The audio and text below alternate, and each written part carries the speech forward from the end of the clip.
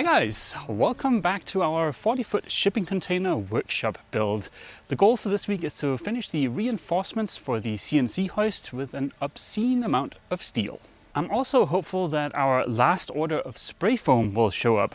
Last week we started spray foaming the interior and we got to right around here somewhere, I think, so we still have a bunch to do. Unfortunately, this week I've lost about 3 days worth of working time because I had to go to Chicago to renew my Danish passport, but let's push ahead and see if we can't make some progress. This week's video is sponsored by Saily. More about them a little bit later. This is where we left off last week. We got to about the 16-foot mark with the spray foam, which is right here. So we still have all of this to do. The windows are still covered up because, well, we're going to be doing more spray foaming, so it's a little bit dark in here. Last week I also put up all this blocking here, and that's kind of where we're going to start off this week because we need to add a bunch of 1/4-inch angle.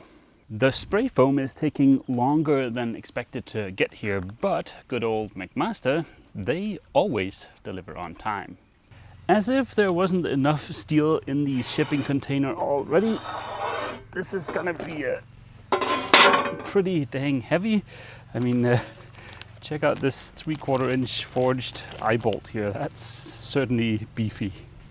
Let's throw in the obligatory I am not a structural engineer disclaimer here because, well, I'm not, so don't just blindly go copying this. I'm 99.9% sure this is gonna be overkill for what I need to lift, but yeah, do I really know?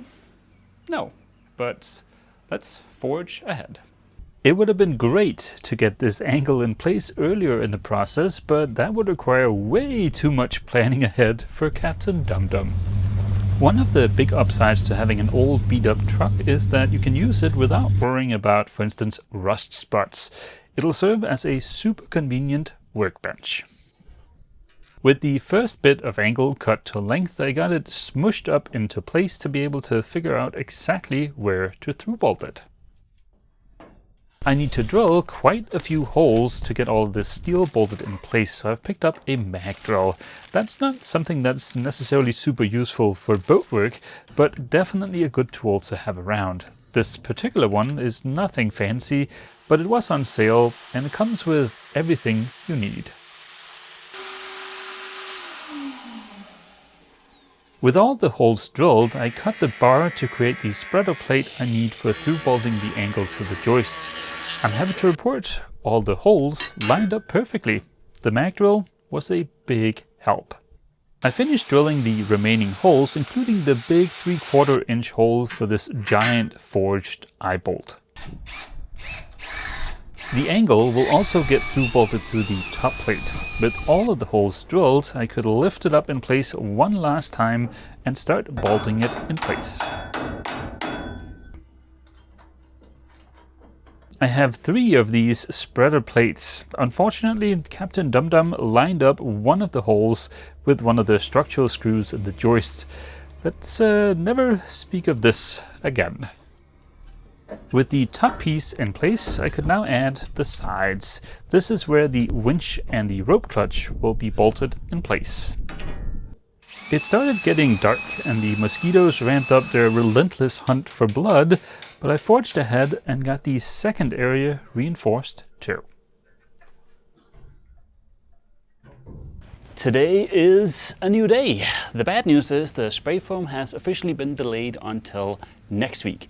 But last night I went out and I picked up a tiny kit here locally, so we can still go ahead and finish the office area. That means a little bit later today we should be able to start putting up insulation and OSB.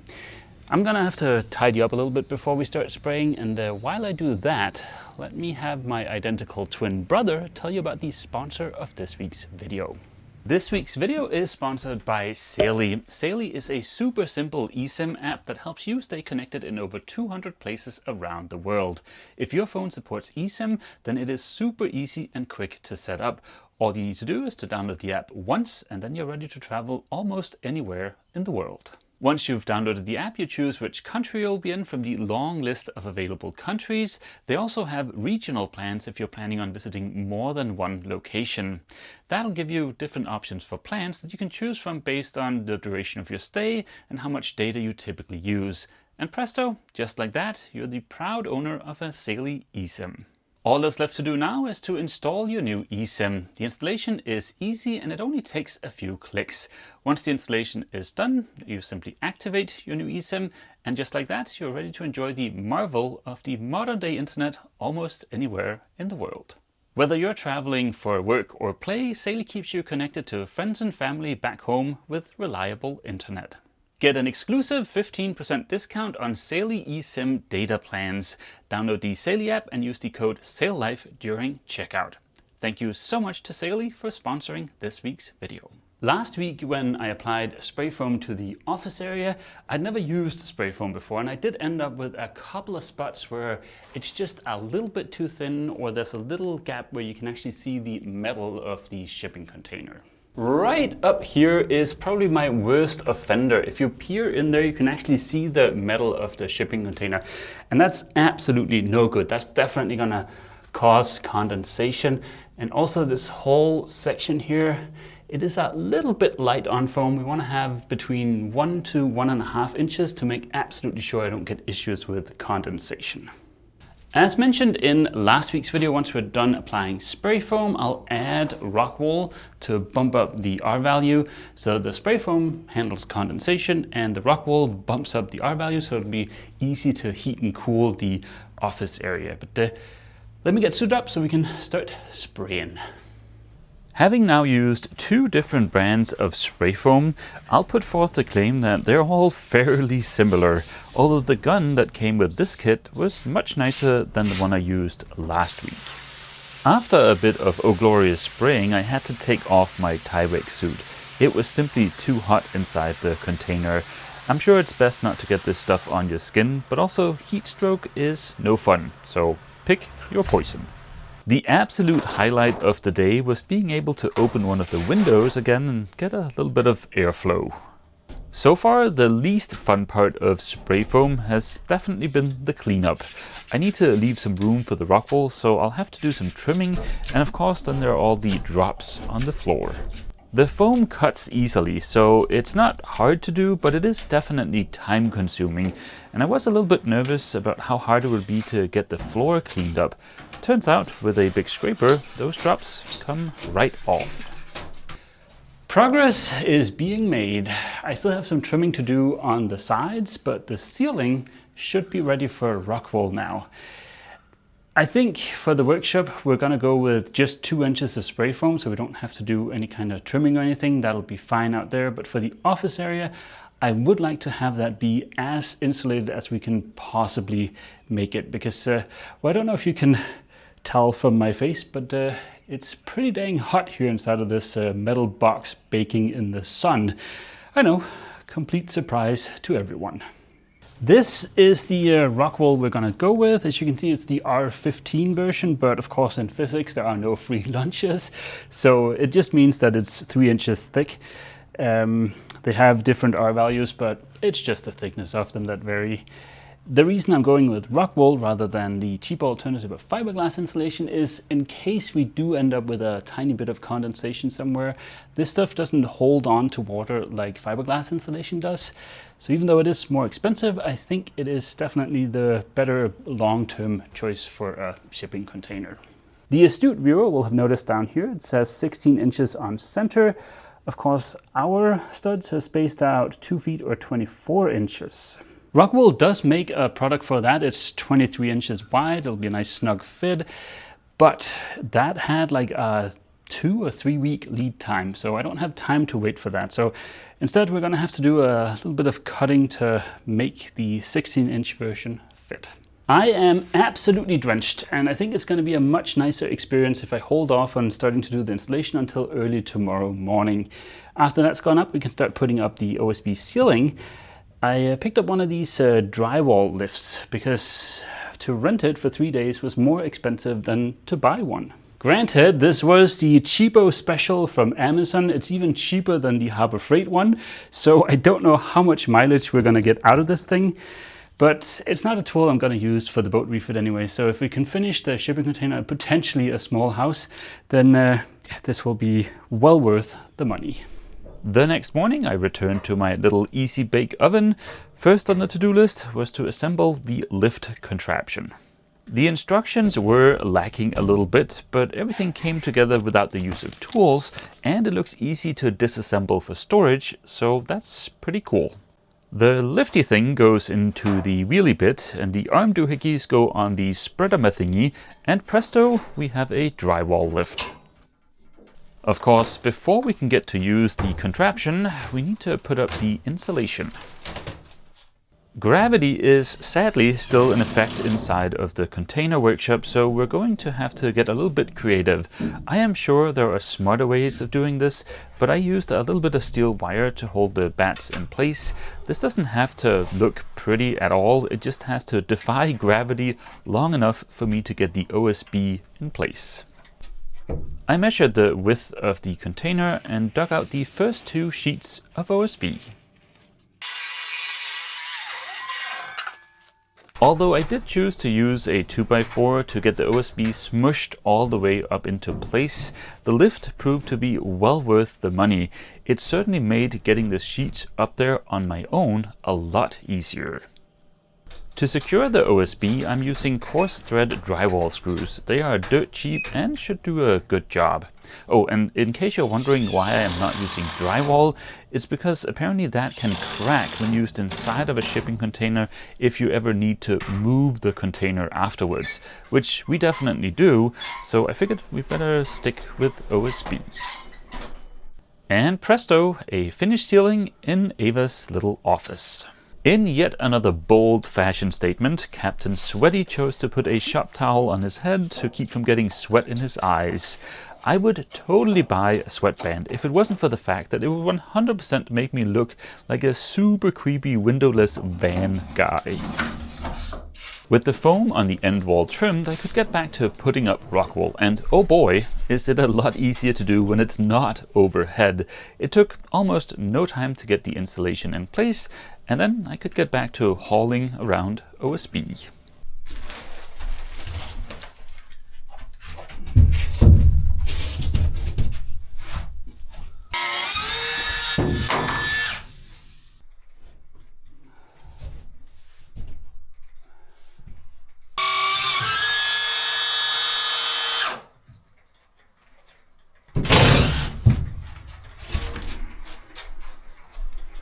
You'll never guess what happened next. In a thrilling turn of events, and I know we're all on the edge of our seats right now, yep, I got to repeat that whole process for the first sidewall in Ava's office.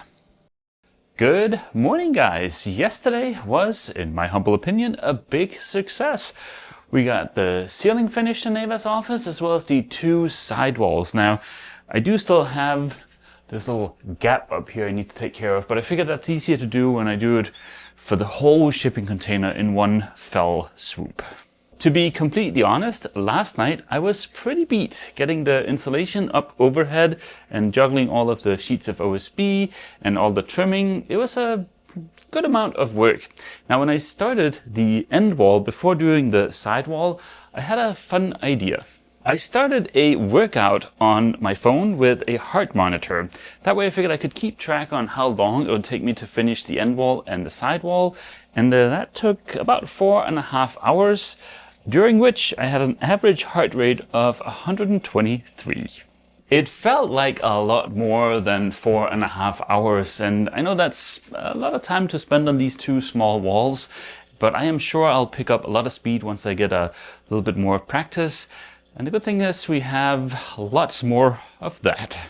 If we just temporarily forget about the copious amounts of sweating, slight bit of swearing, and 4.5 hours to do just this little stretch here, I'm very pleased with the result, and I think this is going to turn out to be a great little office for Ava. My lovely wife has made it abundantly clear to me that she's not really super into the OSB look, so we're probably going to cover this up with some kind of decorative paneling, whatever she wants. but I figured getting the OSB up there would be good because we'll still need something to attach that paneling to. My goal for today is to finish the wall over here, as well as my little office area here. I was also tempted to start putting up the interior sidewalls, but I think it might be smarter to hold off on doing that until I'm done with the workshop area. The reason for that being, I've already accumulated a lot of, for lack of a better word, crap for the container build, like for instance the door. And also the mini split that we're going to use for heating and cooling the workshop and the office, some legs for my office desk, a big computer monitor for my office, well, a bunch of other stuff. All of that stuff, as well as my tools, are going to have to miraculously disappear to somewhere else so that I can finish this area. And I think the easiest thing is to shove it in the office area, which is going to be easier without any walls there.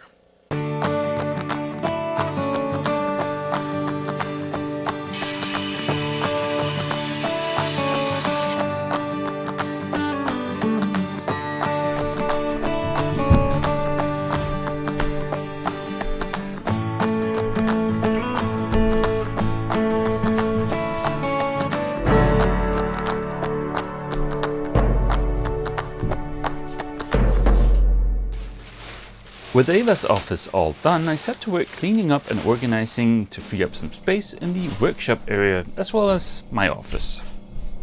It is amazing how big of a difference just a little bit of tidying up can make.